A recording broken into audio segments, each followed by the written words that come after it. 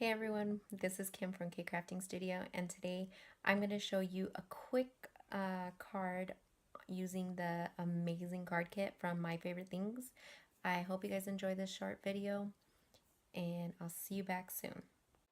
Here's a quick video on using the Amazing Card Kit from My Favorite Things that I received this month.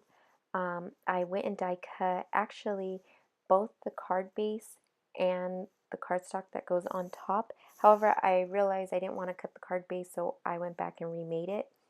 And the next step was to start embossing. So I went and grabbed my Your Amazing Clear stamp, and I chose Have an Amazing Birthday because I'm going to be using this for a birthday card.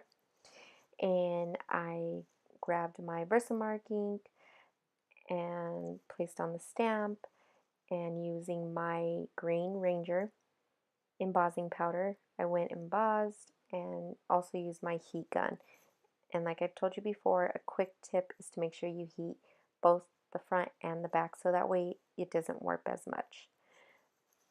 The next thing I did was I wanted to use like a border around the amazing shape that you just see right there that I'm placing in, also using my amazing shape spears.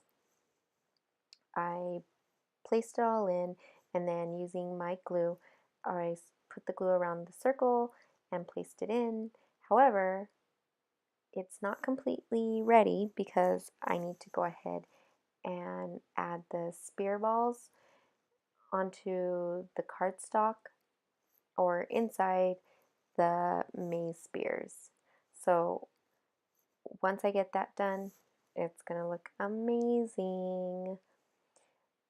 So I moved on to actually stamping the inside. I chose a gray cardstock to go inside the card base, and once again using my uh, Green Ranger, but this time I used from their Twice the Wishes stamp set. I used their Happy Birthday to Wonderful You, and then I just went again and heat embossed and used the Green Ranger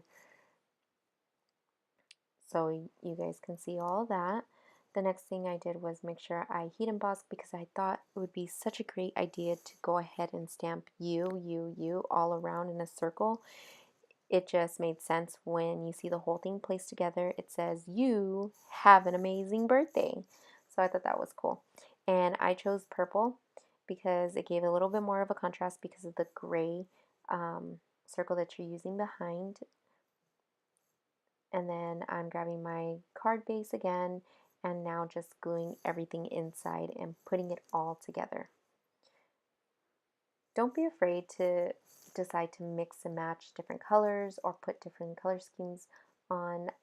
Also, especially when there's the spear balls, that's when I'm actually inputting that into the maize spears and the shapers to make sure. And you guys are gonna laugh because there was several times I started to attempt this because I was just like, okay, I'm gonna go ahead and glue the back, and I have the balls inside already, and then I figured, okay, how's the cardstock gonna go on? So I thought, oh, okay, I got it. I'm gonna put the cardstock on top.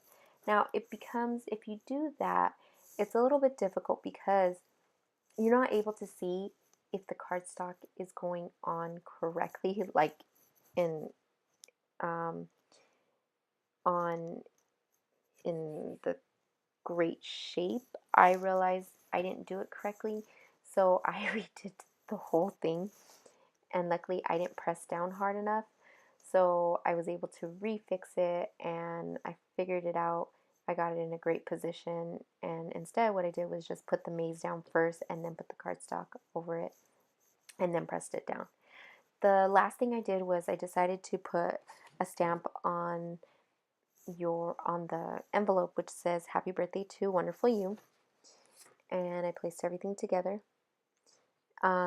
Actually, you know what, I did say something wrong. Inside the card it actually has, I hope your birthday is filled with surprises, so that's what it says inside the card.